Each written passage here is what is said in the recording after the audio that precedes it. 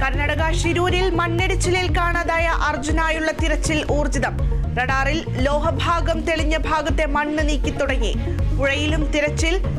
ബെൽഗാവിൽ നിന്നുള്ള സൈന്യം ഷിരൂരിലേക്ക്.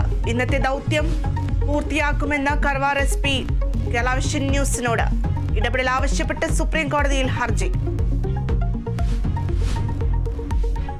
നിപയിൽ മലപ്പുറത്ത് അതീവ ജാഗ്രത. രോഗം സ്ഥിരീകരിച്ച 14കാരന്റെ സമ്പർക്ക പട്ടികയിലുള്ളത് 246 പേർ. 63 പേർ ഹൈറിസ്ക് വിഭാഗത്തിലെന്ന് ആരോഗ്യമന്ത്രി. കുട്ടിക്കുള്ള ആന്റിബോഡി ഉടനെത്തിക്കുമെന്നും മന്ത്രി വീണ ജോർജ്.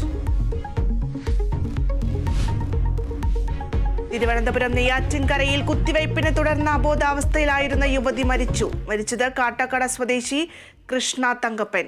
മൂത്രത്തിലെ കല്ല് രോഗത്തിന് കുത്തിവയ്പ് നൽകിയത് നെയ്യാറ്റിൻകര ജനറൽ ആശുപത്രി.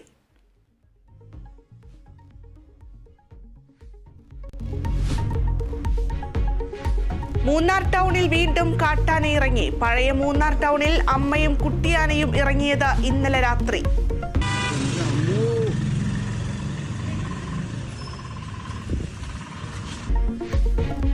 മേഖലയിൽ കാട്ടാന ഇറങ്ങുന്നത് ആദ്യം. ഏഷ്യ കപ്പിൽ സെമി ഉറപ്പിക്കാൻ ഇന്ത്യൻ വനിതകൾ ഇന്നിറങ്ങും. എതിരാളികൾ UAE. മത്സരം ഉച്ചയ്ക്ക് 2 മണിക്ക്.